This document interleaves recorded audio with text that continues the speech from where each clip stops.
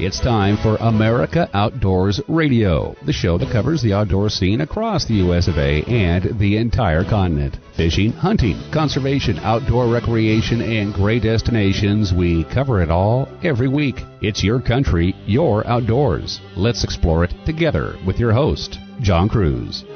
Welcome aboard. Have you been out fishing or hunting over the past week? I managed to get out earlier this week to a pretty little stream in central Washington called the Icicle River, which normally gets a good return of coho salmon this time of year. Unfortunately, they're just not in yet. I think low water levels are to blame, so I'll wait until we get a little more rain and try again. But I've got to admit, fishing in the shadow of the snow-topped Cascade Mountains and watching all the leaves turn, it makes for a pretty place to cast a line. I'm hoping I'll have better luck going after ducks or geese this weekend with my son who is visiting us. I know a fresh blast of waterfowl have come into eastern Washington's Columbia Basin, and we just have to decide if we're going to hunt over decoys for ducks or take a gamble and hope we can find the right place to do some pass shooting on some lesser Canada geese. Either way, it should be fun. This week on the show, we will be talking quite a bit about hunting, deer hunting to be exact. We'll start off talking to Robby Denning, a mule deer hunting expert, about his new book, Hunting Big Mule Deer, The Stories. Then we'll ask Robby why the month of November is arguably the best month of the year to tag out on a big muley buck, and get some advice from him on how to do just that. From mule deer, we'll transition to whitetails, prairie whitetail deer to be exact, when we chat with Derek Horner, who has some tips, courtesy of Greg Clements with the hunting public, about how to tag out on a prairie whitetail this fall. Derek wrote a great article about this you can find at outdoorlife.com, and he'll be going over the highlights with you here that's going to really give you a new arrow or two of knowledge you can put in your hunting quiver. In between all of this deer hunting advice, we'll also talk to Dr. Edward Arnett. He is the CEO of the Wildlife Society, a group made up of wildlife biologists and game management professionals from around the country, and they are going to have their annual conference with some 2,000 expected attendees in Spokane, Washington this week. Some of the attendees, though, are not state or federal game biologists, but instead environmental activists who don't have much use for hunting as a game management tool. We'll talk to Dr. Arnett about this and get his take on how he thinks their presence will or won't affect things at their annual conference. In addition to this, we've got a Trail of Shame segment for you that is just disgusting. It involves a Montana hunter who proudly posted a picture of a wolf she had shot and skinned during a predator hunt on social media. The problem is, that animal wasn't a wolf. It was a 6-month-old Siberian husky. This is one segment you won't want to miss. Speaking of segments, it's time again for Fishing and Hunting Reports from Around the Nation. We'll start off at Cordell Hole Reservoir, where Will Shabig, the Region 3 Creel clerk, reports that water temperatures are averaging in the low 60s in the river channel and 65 degrees in the creek arm. Bass fishing has been steady, and they're still being caught around bait in the middle portions of the creeks. Fish with a jerk bait or crankbaits in the morning and slow down with soft plastics during the day. As for the sauger and the walleye, well, that bite has dropped off, but the fishing for striped bass is good. Striped bass are being caught in the Salina area and into the Obi River, and those stripers should start to move down into the Gainsboro area soon. Fishing with live shad is the best approach. We've got another Tennessee fishing report about famed Lake Pickwick from contributor Tyler Finney. He says the lake has been stingy the past few days as temperatures have plummeted, leaving the bass lethargic. There are still plenty of bass being caught in the grass and around the Trace Bridge, as well as up the river for smallmouth. And Finley recommends using a shaky head close to that bridge for the smallmouth. From Tennessee, we'll head to California, where recreational crabbing was scheduled to open this weekend, but the Department of Fish and Wildlife there is making some changes due to the presence of a large number of humpback whales in the waters off the California coast. These whales will often become entangled with crab gear, which can kill them. So, the use of crab pots, or traps as CDFW calls them, are not allowed by either recreational or commercial crabbers until more whales leave the area. Don't despair, though. You can still use crab snares and crab rings, which work well in shallower waters from boats and piers for both rock crab and Dungeness crab. Our next stop, that would be the Show Me State of Missouri, where turkey and deer hunters alike had success in October. According to preliminary data from the Missouri Department of Conservation, hunters checked in 1,846 turkeys during the fall firearm turkey season that ran from the 1st through the 31st. The top harvest counties were Franklin with 70 birds harvested, Gasconade with 52, and Laclede with 50. Preliminary data with the same agency also showed that young hunters ages 6 through 15 harvested 13,759 deer during Missouri's early youth portion of the 2022 deer hunting season that took place the 29th and 30th of October. The top counties were Franklin with 330 deer, Osage with 310, and Howell with 260. Youth hunters harvested 15,608 during last year's early youth portion, so as impressive as this year was, it was down a bit. From Missouri, we'll head to the Lone Star State of Texas, where Texas Parks and Wildlife has their latest Panhandle Plains region fishing reports, and we'll start off with the one body of water ranked as great. This would be Hubbard Creek Reservoir. The water is stained, its temperature 73 degrees. The white bass will be excellent from now until December, according to Clayton Lowe's with Respect the Fish Guide Service.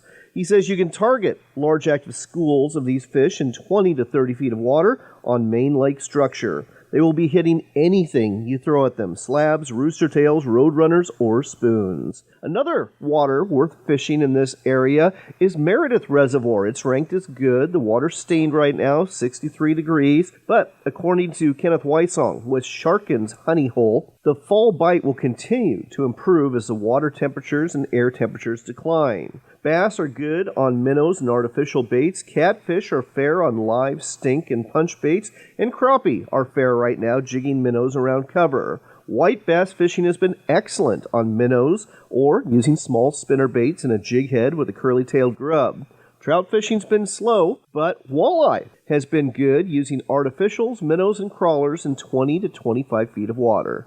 Our next item isn't so much a fishing report as it is a news flash. Larry Nixon is returning to the Bassmaster Elite Series from BASS. We learned 16 years after his last Bassmaster Classic appearance and more than 2 decades after he was inducted in the Bass Fishing Hall of Fame, 72-year-old Larry Nixon will make his Bassmaster Elite Series debut in February. Nixon fished his first BASS event in 1977, and he hosted the Classic Crown in 1983. Nixon, believe it or not, will actually not be the oldest angler fishing the Bassmaster Elite Series this year. That achievement goes to longtime Bass Pro Rick Clunn, who is 76.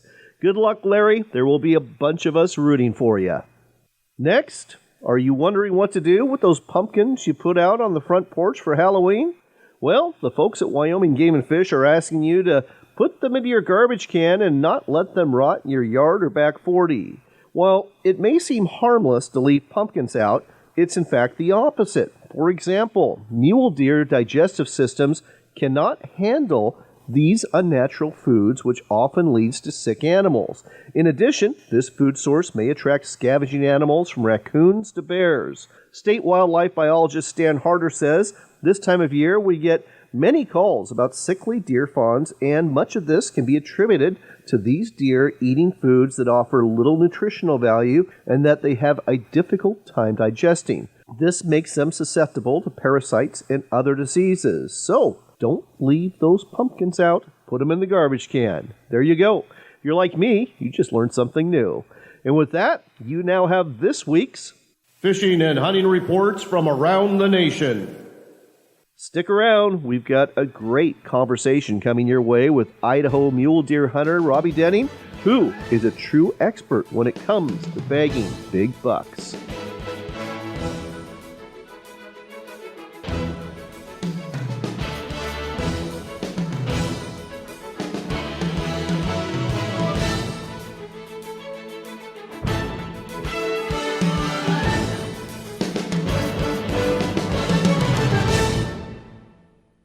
We've been telling you about Sportsman's Cove Lodge in Southeast Alaska for a while now. They're truly Alaska's best lodge. Wildlife is abundant, from bears and deer to eagles and whales, and let's not forget the reason you're here, the fishing. Halibut, salmon, lingcod, rockfish, true cod, and more. It's all waiting for you in abundance at Sportsman's Cove Lodge. Book your trip today at alaskasbestlodge.com. That's alaskasbestlodge.com for Sportsman's Cove Lodge.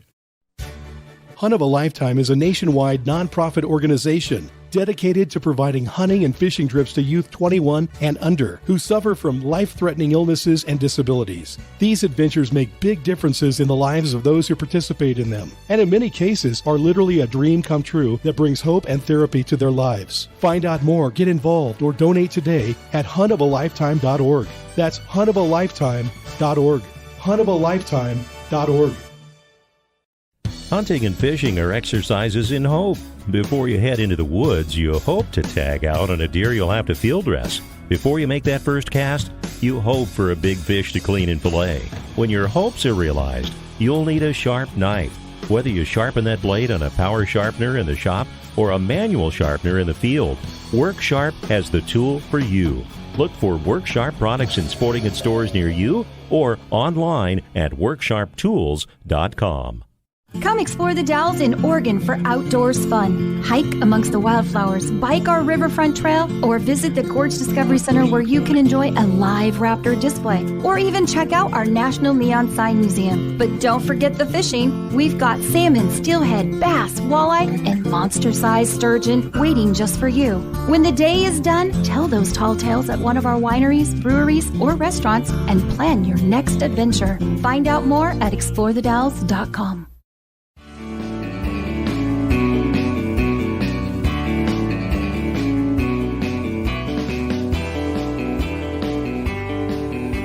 Welcome back to America Outdoors Radio. I'm John Cruz. When it comes to mule deer hunting, there's just a few people that I go to that I trust on this topic, and one of them is Robby Denning, and he's got a brand new book out, Hunting Big Mule Deer, The Stories, and he's with us today. Robby, welcome to the show. Hey, glad we finally made it on, man. I know it's been a busy fall, and we've tried a couple times, but here we are.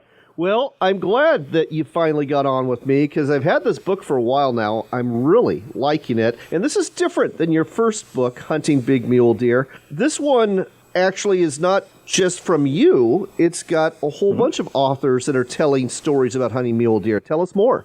You bet. It's the second book in my series of hunting big mule deer. The first one was, how to take the best buck of your life. And so it was just a how-to book. But after I wrote that, a lot of people were asking for more stories. And I thought, okay, well, I can get you stories. So I already had a bunch of them myself from hunts. And I decided, I know a lot of guys that are really, really good mule deer hunters. And, they love to write. They love to make videos and everything. So I reached out to them, and every single one of them said yes. So I ended up with 9 authors altogether. Don't quote me on that. I'd have to open the table of contents again. So many of them I kind of lost track. But I got stories in there from people that are just kind of coming into big mule deer hunting. Maybe they've just been freezer fillers here for growing up and everything, but now they're starting to appreciate, more meat per bullet is what you get on big mule deer. That's the way I look at it. And extending their hunt time a little bit longer. So I got some newer voices in there, and those are always great to listen to the up and comers because, they're fresh eyes, they're thinking fresh. And then I took it all the way up to some of the old timers. No offense, Randy Ulmer, but you are older than me, so I'm calling you an old timer. But Randy Ulmer, anybody that's been around the world of big mule deer, especially archery, would know who Randy Ulmer is. He's probably the number one big mule deer hunter in the country right now. And he submitted a story. And then on down the line, Ryan Lampers put one in there, Muley Slayer, Mark Smith, he wrote the foreword. And so it's a good representative of 9 ways to skin a cat is how I call it, because we all do it slightly different. We have different approaches and everything, but, everybody most years is getting a better than average buck all the way up to a really great buck. And so when I hit the publish button, I thought I did it. I gave everybody a really broad spectrum of how really successful people are getting it done. And it's in story form. So you can just kick back, shut off your phone, open the pages, and just immerse yourself. And to me, that's always been the best way to read. Even though we released the book on Kindle, man, everything that's on my phone comes with a distraction. But if I can sit down and just get into a book, my mind just works better. I can see the stories, smell the woods, see the big buck, that kind of stuff. You're listening to America Outdoors Radio. We're talking to Robby Denning about his new book, Hunting Big Mule Deer, The Stories. And there are some great stories here. One thing I really like about this book is that you basically have for lack of a better term, a post-game analysis after each story, Robby's takeaways. So the author tells their story about the hunt, and then you go ahead and give your take on it. Tell us a little bit about this. Yeah, so for almost all of those authors that submitted a story, I just did what was called the takeaways after each story, and including mine too. Because, I'm still a how-to guy at heart. That's what got me into hunting, growing up reading books from, Chuck Adams, Dwight Shue, all those guys. I just love the how-to stuff. So even when I'm reading a story, I'm looking for the takeaways. How can this help me, bag a great deer? And so I just decided after every story, I was just going to write a paragraph to maybe even a page on, this is what I took away from it. And I did that for almost all the stories in there. And I've heard that from a few guys too, because some of those stories are 8,000 words. You get to the end of it, you have a good feel for it. It was a good story, but if you have the takeaways, the bullet points, the cliff notes, you can go back without reading that story and say, okay, this guy did this, or this gal did this, and this worked, this didn't work. So that's what that was all about. And I'm glad you picked up on that, John. Let's go ahead and talk about something else here. This is the month of November, and in your book, you point out that this is probably the best month of the season if you want to tag out on a big mule deer buck. Why is that? Well, because of the rut. And, mule deer rut hunting has been trimmed way back from when I grew up in the 70s and 80s. But there still is opportunity to do it. Some people would argue there's too much opportunity in some places, but that's for a different show. But if you can get a mule deer tag in, say, runs from November 10th on, you're probably going to get a crack at the best bucks in the unit. You're probably going to see bucks you didn't see any other time of the year except for, maybe back in August before the season was open. And that's what I love about hunting in the rut. Anything can happen. Deer can show up that you didn't even know existed. So it's my favorite month, although sometimes that first week of September can be pretty good too. But if I had to pick the two, I'd probably go with November with a rifle than September with a bow. When it comes to hunting the rut, is it more about finding the does and waiting for the buck to show, or are you still looking for the buck? Well, if you go to the very end of the book, I couldn't help myself. I did put a few how-to chapters in there, and I put an entire chapter in there. I think it's like 4,000 or 5,000 words on hunting the mule deer rut, and I broke it down into 3 different phases. And you've got the early rut, which I think is from October 20th to November 9th. Those dates can vary a week depending on a few things, but roughly, if you're hunting then, it's not just about the does. A lot of the bucks are still in the rougher country, but they're getting closer to the does. So I don't ignore the does, but I don't only focus on them. But you get from November 10th to roughly the 30th is what I put down for the prime rut. So you got early rut and then prime rut. That's all about the does to me. I am not looking for solo bucks in rough country, miles from nowhere. I'm paying attention to the ladies in the herd because that's what the bucks are doing too. And then the third phase is, post rut is December 1st on. And they can still be rutting then. Really depends on a few things like buck to doe ratio and how many does got bred in the prime rut and everything. But that can be either or. Sometimes you find the bucks around the does. Other times it's almost like hunting them again in September. They've pulled away from the does. They're back up in the rougher country. They may be closer to winter range, but, they're using steeper hillsides and stuff like that. And so that's the long answer to your question there, John. Of course, it's about the does, but I think it really depends on which part of November you're in. Well, that's why you're an expert and I'm not. But folks, if you want to get closer to being an expert, you've got to pick up this book, Hunting Big Mule Deer, The Stories by Robby Denning. Where can folks buy it? Amazon's the very best place to get it. They're fast. You can get it easily. They're not signed copies. If you want a signed copy, you're going to have to wait a few months. We'll have them on the Rock Slide store. Here, I'm hoping to have them in there by the holidays. But if you're looking to get your tips and tactics and some good stories for this November right now, just jump on Amazon, search Hunting Big Mule Deer. You'll see there's 2 books in there. The one we're talking about today is The Stories. Go ahead and get them both. How to Find the Best Buck of Your Life. That has also been a bestseller for me, too. Again, go to Amazon.com for Hunting Big Mule Deer, The Stories, the brand new book by Robby Denning. Robby, thanks for sharing this with us today. Thank you. This portion of the show is brought to you by our friends at Henry Repeating Arms. And if you are looking for a quality, made-in-America lever-action rifle for deer hunting this season, check out the ones they have available at henryusa.com. Personally, I would recommend the Long Ranger. That is a great firearm. It's the one I own, and it is a lever-action rifle, but it actually comes with a magazine that holds 4 rounds. You can have another one in the chamber, 5 rounds total, and it comes in the popular calibers that you want for deer hunting, to include 308, 6.5 Creedmoor, and 243 Winchester. Like all of the firearms from Henry Repeating Arms, this one looks great. It's reliable. I can tell you it shoots very accurately right out of the box. And it comes with a lifetime satisfaction guarantee. So again, go to henryusa.com, look for an authorized dealer near you, and buy yourself a Henry Long Ranger or one of the other great rifles that Henry has for you for deer hunting this season and beyond.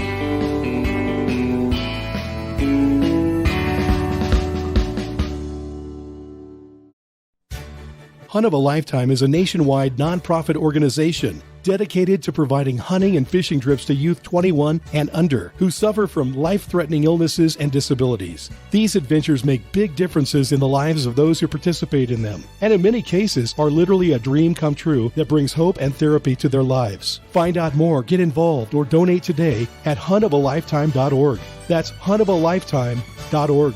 huntofalifetime.org. Country hunters and anglers. You may have heard of us, but what are we about? BHA is the voice for your wild public lands, waters, and wildlife.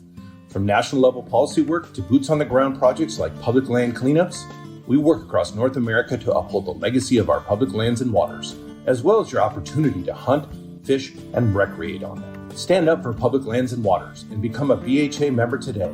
Visit backcountryhunters.org.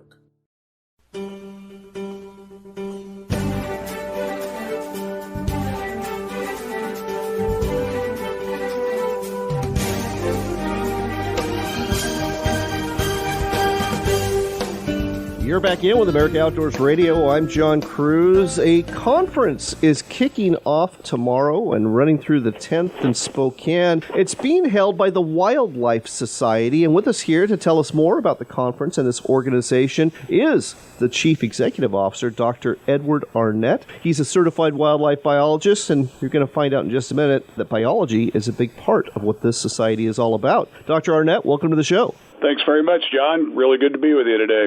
So why don't you tell our listeners a little bit about the Wildlife Society? I think a lot of our listeners don't know a whole lot about it.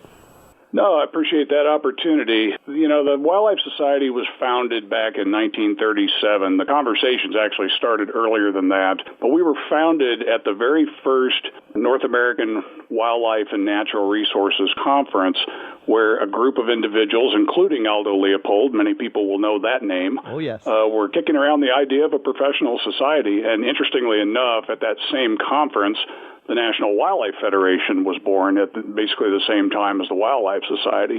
The Wildlife Society, the spirit there would be the science and management arm of the professional messaging and such and direction, and the National Wildlife Federation more on the education and policy side. Our mission is pretty straightforward. It's to inspire, empower, and enable wildlife professionals to sustain wildlife populations and their habitats through science-based management and conservation. We have an annual conference each year, which we're talking about more specifically here, but we also publish 3 scientific journals. We have different organizational units that address all the various facets of wildlife management, including working groups that look at issues like wildlife disease, use of drones. I mean, the sky's the limit there. We've got quite a number of issues and topic area specialists that work on those issues. And then we're also broken down into states and sections. We have state chapters as well as sections that encompass regions. Your membership, is it primarily state and federal and I guess also nonprofit fish and wildlife biologists? It is. We have quite a mix. It's about 20% state agency wildlife biologists, professionals. It's about not quite 20% federal agency biologists, roughly 45% academia, which includes students, and then the rest is a smattering of consulting firms and industry and their other entities in the nonprofit sector. It spans quite the horizon. So the annual conference, again, taking place in Spokane this week between the 6th and the 10th. How many people do you expect, and what's going to be happening at the conference? Right now, we have about almost 2,000 participants registered. Wow. So it's going to be a big conference, one of our larger ones for sure. I think people are itching to get out and see each other again post-COVID. This will be our first conference in person since the pandemic. And we have quite a diverse program and a variety of sessions. There are over 500 oral presentations that are technical, science-based presentations. We have poster sessions for both professionals and students. There are 14 workshops ongoing to train our professionals, various skills, and 12 panel discussions that encompasses any wide number of topics, and more than 40 different networking opportunities that are lined up. And what we really try to do is get professionals in front of students and early career professionals in front of those of us that have been around a little while, and just network and mentor. It's a great conference. I've been a member since 1984, since I was an undergrad at Montana State University, and have been to multiple conferences, not all of them, but most of them. And it's just a great place to build connections, network, answer hard questions, debate facts, debate science, and debate some of the issues that are seemingly a bit controversial for our conference this year. Well, and I want to bring that up. Brian Lynn with the Sportsman's Alliance dropped an article last week about this conference, and he's calling out your organization because you're inviting some organizations to the table, so to speak, that many folks, myself included, think are decidedly non-scientific. We're talking about organizations that tend to use litigation instead of science to manage wildlife, and they cherry-pick science that favors predators like cougars and bears at the expense of ungulates like deer, elk, caribou, and moose. And we're talking about organizations like the Washington Wildlife Reform Coalition and Wildlife for All. They're hosting panel discussions. They're going to be exhibiting there. Why are they being given a platform at this conference? Well, let me be very clear. There is no invitation here. We have an open process to attend our conference, and I want to be very clear to the listeners that the Wildlife Society represents all wildlife professionals, all aspects of the wildlife profession, and that includes diverse viewpoints across that spectrum. Our organization is open to all organizations and individuals that are interested in wildlife resources, but the key here is they have to subscribe to our purposes and principles, all of which can be found on our website. And the way this particular panel that's in question came to fruition, we have an open call for symposiums, workshops, and a call for contributed papers as well. That goes through a peer review process. Those committees are selected by our president. It goes through a ranking and a peer review process, and this particular panel presentation went through that process and came into our program in a legitimate manner. But a key thing to remember as part of our conference, we want to be open to all organizations and all conversations. But the key thing is that those that come, we want genuine, constructive discourse, whether folks agree or not. We want to respect the rights of all of our members. We believe it's inappropriate to silence voices or legitimate discussions, even if some don't believe those are legitimate discussions. But I think, these topics need to be discussed, and what better format than a conference full of wildlife professionals? I'd rather see certain conversations had on our platform than on social media or in the courts or in the state and federal legislative bodies, because the science and the facts will emerge from those conversations, in my opinion. It's just that simple.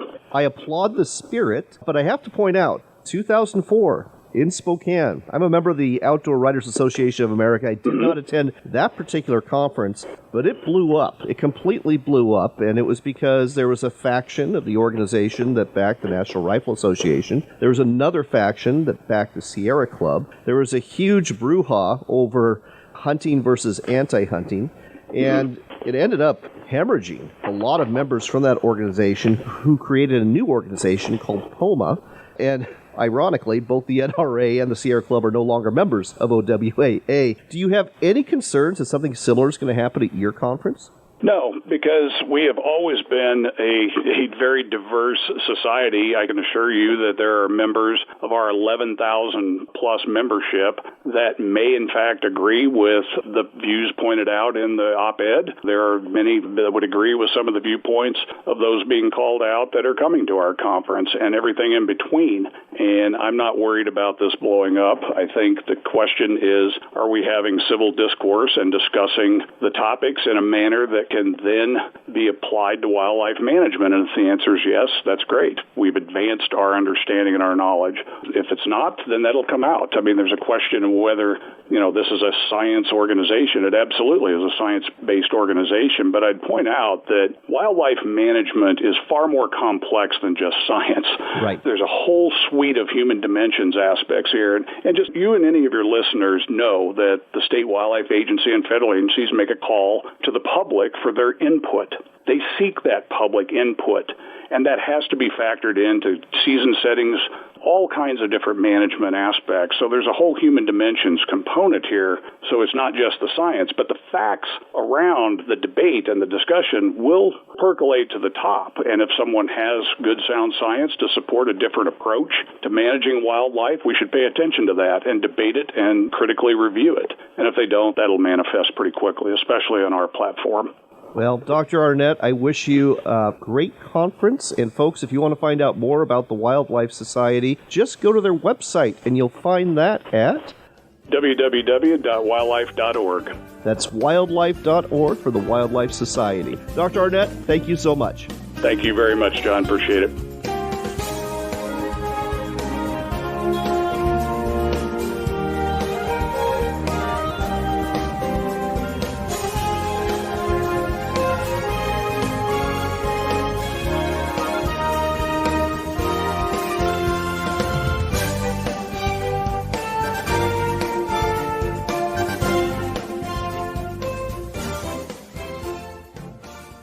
This portion of the show is brought to you by our friends at WorkSharp. And if you are hunting this fall, you know the importance of a sharp knife. You're going to need it for gutting that animal, butchering that animal, taking the hide off that animal, and there's a good chance you're going to have to sharpen it more than once while you're doing these things in the field. That's why a pocket knife sharpener or the guided field sharpener from WorkSharp are great items to have with you. Whether you're after deer, elk, pronghorn, or bear, a sharp knife helps you get things done after you drop that animal. Look for WorkSharp products at sporting goods stores, hardware stores, and ranch and home stores near you, or online at worksharptools.com. That's worksharptools.com.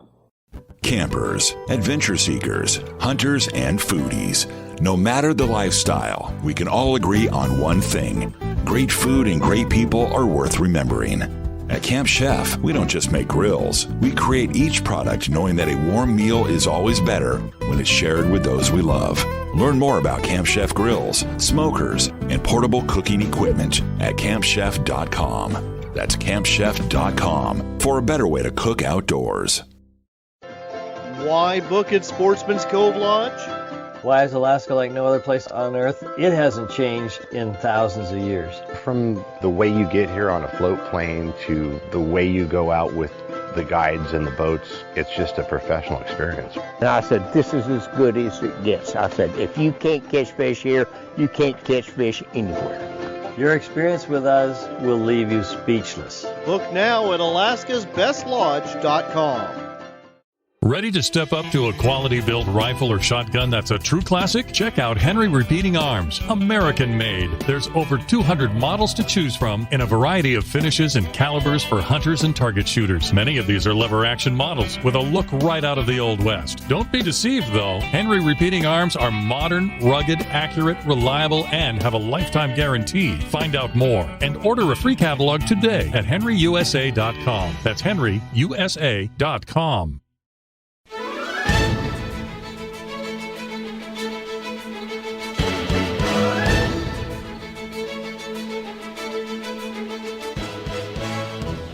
Next up on America Outdoors Radio, we've got Derek Horner on the line. He wrote an article that's in the current edition of Outdoor Life that is about hunting whitetails on the prairie, specifically about a hunt that Greg Clements went on in South Dakota and Nebraska. Derek, welcome to the show. Hey, thank you so much for having me, John. I'm excited to be here. You know, most of the time when I interview folks who are writing magazines about hunts, they're talking about their own hunts. Why don't you tell me a little bit about Greg Clements and how his hunt got to be in print? Sure, yeah. So, as you mentioned, it's pretty regular to see people talking about their own hunts in magazines.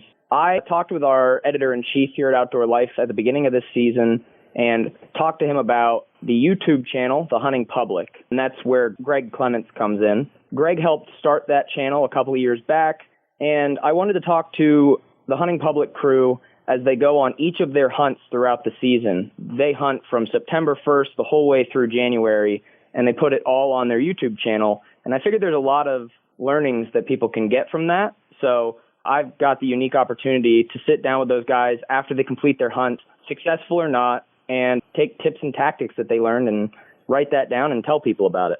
Well, you did a great job with it, and Greg was going on a bow hunt to South Dakota, Nebraska. You basically have three different acts, you might say, of this play or this story, and the first one was don't rely on last year's scouting and intel. Go ahead and tell us about this chapter. Sure. So in that first chapter there, our first section of this article, Clements went to an area in the Black Hills where he's hunted quite a bit in the past. About 15 years ago was actually his first time out there, so lots of experience there. And I feel like a lot of people who hunt the same area year after year will kind of relate to this information, because it's super easy to just go in and say, like, well, this is where the deer were moving last year. But Greg learned the lesson the hard way. He went in, didn't do a whole lot of scouting before his hunt, got there, and the entire area had changed. They had some cows grazing in that area all summer, so they changed the undergrowth, and because of the, that factor, the deer had moved on, and it took him a couple days of his hunt to really locate where those deer had gone to. Next chapter, or next subject, I should say, and this is one I have not heard before, but it makes a lot of sense. Stalk into your hunting location. Yeah, this one's a big one. No matter where you live in the country, if you're hunting whitetail deer or mule deer or just, whatever you're hunting in general, taking your time getting to the stand or the area you want to set up is the best way to make sure, one, you're not blowing deer out of the area. You're going to be a lot more quiet. And then, two, if you're hunting near a bedding area or hunting near a feed tree in October where, a lot of deer are going to be in that area, they might bed down amongst the oaks that you're going to hunt. If you go blowing in there and try to get set up quickly, those deer are going to hear you and run. If you take your time and stalk into that hunting location, you'll have quite a few more opportunities to see a deer and maybe even make a play and get within bow range. The last one, work together with other hunters on public land. And this is counterintuitive because us hunters, we tend to be very competitive, especially when it comes to public land hunts. We're trying to shoo people away, but he did exactly the opposite. Sure, yeah. As you said, most hunters, when they see other hunters on public land, they take a really negative mindset from that. They're like, oh, crap, I can't hunt in this area because that guy's here, or there's a guy set up over there, or I found this tree stand. And what Greg and the Hunting Public guys really preach is you're going to have a lot more fun on public land if you talk to other hunters, because whether we like it or not, there's going to be other hunters in that area. So if you talk to them and make a plan and decide where you're going to hunt and where they're going to hunt, you're going to at least know where those people are, how they're doing, what they're seeing. And then in this case for Greg, it worked out phenomenally. He ended up having a guy who was going to go hunt where he wanted to hunt that evening. That hunter was from Wisconsin. Greg gave him that spot and said, like, you can have it. I'll go somewhere else. Greg went to a brand new spot, scouted it that afternoon, hung his saddle up, and ended up killing a buck that night. And then he called the gentleman that he met. That guy came, helped him drag the deer out, and it was just a really, really cool experience. Greg said it was one of the more memorable hunts he's had of recent years. Well, it's a happy ending to a great story, and speaking of great stories, you put together a real good one here. So, folks, if you want to read more about this hunt that Greg Clements went on, go to outdoorlife.com, go to the hunting section, and look for for the article Tips from the Hunting Public, How to Hunt Whitetails on the Prairie, written by Derek Horner. It's a great read. I think you're going to enjoy it, and I think you're going to like looking at the buck that Greg harvested as well. Derek, thanks so much for sharing this with us today on America Outdoors Radio. Thank you for having me, John. Next on America Outdoors Radio, it's time for the Trail of Shame. Shame, shame on you. Shame, shame on you. Stories of poachers, scoundrels, and other ne'er-do-wells, so if you see someone committing a criminal act on the water or in the field, turn them in. It's the right thing to do. Boy, oh boy, we've got a doozy for you this time. From Fox News, we learned that a Montana hunter who shot and skinned a Siberian husky she had mistaken for a wolf and then boasted about the kill on social media has been cited for animal cruelty. The Flathead County Sheriff's Office says Amber Rose Barnes, 36 years old, of Martin City, Montana, was cited with animal cruelty, which is a misdemeanor, for the unsanctioned death of a 6-month-old husky in September. She will have to appear in justice court on the charge within 2 weeks. Barnes sparked national outrage after posting a series of gruesome photos with the mutilated pup on Facebook. On her post, she wrote, "So, this morning, I set out for a solo predator hunt for a fall black bear. However, I got the opportunity to take another predator. Wolf Pup 2022 was a great feeling to text my man and say I had just smoked a wolf pup. Hashtag first world, hashtag one less predator Montana," she wrote, above 5 photos of her posing with the bloodied pooch on September 23rd. In one image, the skinned husky is sprawled out on her flathead truck as she smiles broadly, stroking the puppy's lifeless head with her right hand and clutching her rifle with her left. It turned out that the slain husky was one of more than a dozen dogs that had been abandoned in the Doris Creek area off Flathead National Forest, about 60 miles south of Glacier National Park. That's where Barnes was hunting. The outrageous blunder and swift social media backlash didn't deter Barnes. She doubled down on this, saying, "This animal was growling, howling, and coming at me like it was going to eat me. Yes, I made a mistake because I did think it was a hybrid wolf pup, but I was not aware of 19 dogs being dropped 11 miles into the wilderness either way. Yes, I would have still shot it because it was aggressive and coming directly for me." My response to Barnes about this is, tell it to the judge and see if that judge believes this. And I would also add, don't shoot and brag about killing an animal online or anywhere else unless you actually know what you've shot and killed. You are literally giving all of your fellow hunters a bad name. And for all of this, Amber, you are definitely walking our trail of shame. Your face, shame on you. On a better note, Veterans Day is coming up on Friday, and to all of you who have put on a uniform and served your country in the Army, Marine Corps, Navy, Air Force, or Coast Guard, thank you for your service, especially during a time where fewer and fewer individuals are willing to do so in this day and age. It's veterans like you who have secured the freedoms we are enjoying today in America. And one of those freedoms is the opportunity to vote. And with Election Day coming up on Tuesday, I would urge you to do that as well, because if you don't, you simply don't have any right to complain about how things are not going your way in the USA or your state or your county or your hometown. Make your voice heard, cast your vote. You can make a difference by doing so.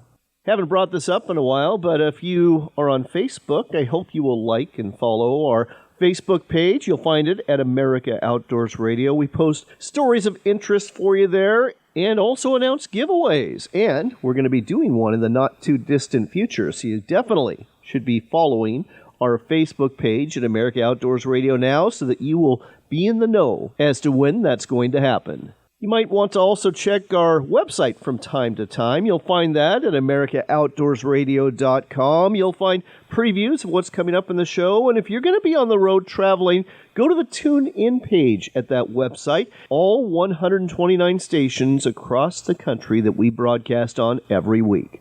On that note, it is time to go, but here's hoping that you get out there during this month of November for some fishing, some hunting, and an opportunity to enjoy all that fall has to offer. Until next time, here's hoping that you are blessed, and do remember this. It is your country and your outdoors, so get out there and enjoy it.